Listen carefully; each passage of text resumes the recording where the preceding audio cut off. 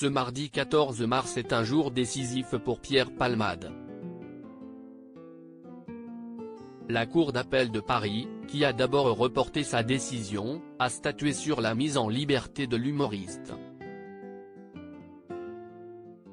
Ce dernier sera-t-il finalement placé en détention provisoire? Réponse ci-dessous.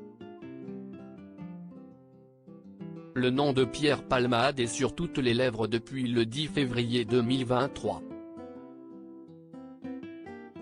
Ce jour-là, alors qu'il était sous l'emprise de la cocaïne après plus de 24 heures de fête à son domicile, l'humoriste de 54 ans a provoqué un grave accident de la route sur la RD 372, à hauteur de la commune de Villiers-en-Bière en Seine-et-Marne.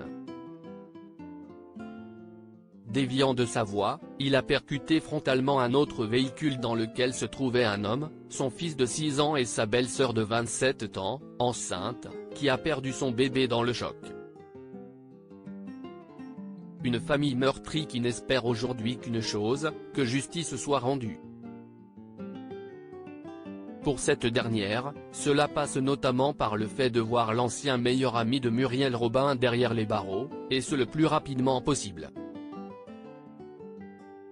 Un souhait qui était exaucé grâce à un recours du parquet de Melun, examiné le vendredi 24 février à 9 h par la chambre de l'instruction de la Cour d'appel de Paris, qui a décidé qu'il devait bel et bien être placé en prison jusqu'à son procès.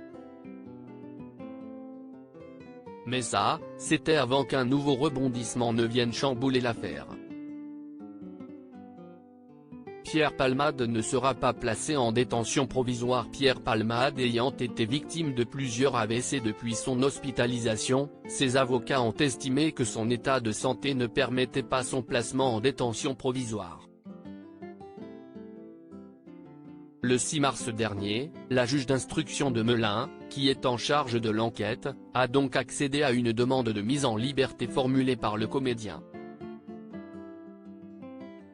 Même s'il est toujours hospitalisé et sous contrôle judiciaire, il était donc considéré comme libre.